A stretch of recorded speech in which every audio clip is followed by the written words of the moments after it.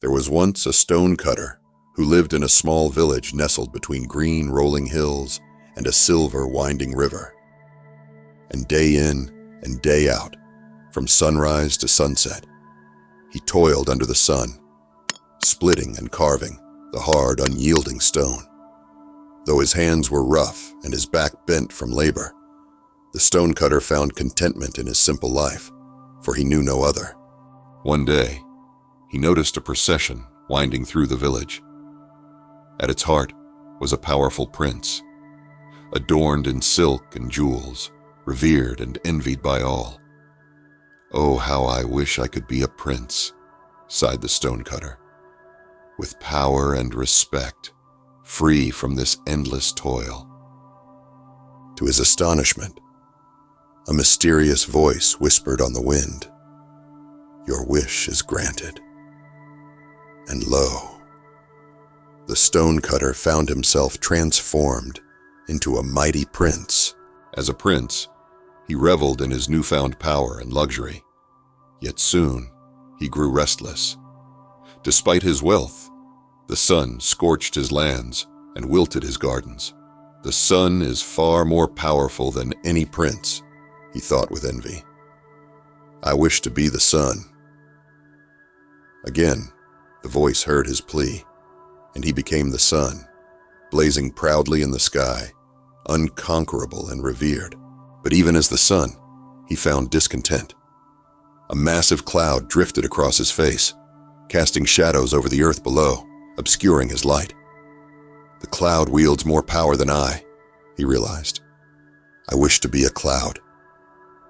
And so he became a cloud, large and imposing, casting shadows and bringing rain. Yet his victory was short-lived. He watched in dismay as the strong mountain remained unmoved by his shadows, uneroded by his rain. "The mountain stands forever, unyielding. I wish to be the mountain," he declared. And so he transformed once more, becoming the mountain, vast and indestructible. Time passed, and the mountain stood tall and proud, until one day, he felt the sharp sting of a chisel. He looked down to see a small stonecutter, tirelessly working, chipping away at his great form. In that moment, the mountain realized the truth, that every being has its own strengths and weaknesses, and that true power lies in contentment with one's own nature. "I wish to be myself again," he whispered, with newfound understanding. And just like that, he was back, a simple stonecutter, but now with a heart full of wisdom. In life, we often find ourselves yearning for more status, more possessions, more control. We look at others and wish to have what they have, believing that it will bring us happiness. But, as the lesson of the stonecutter reminds us, true happiness comes not from what we acquire or become, but from appreciating who we are and what we have.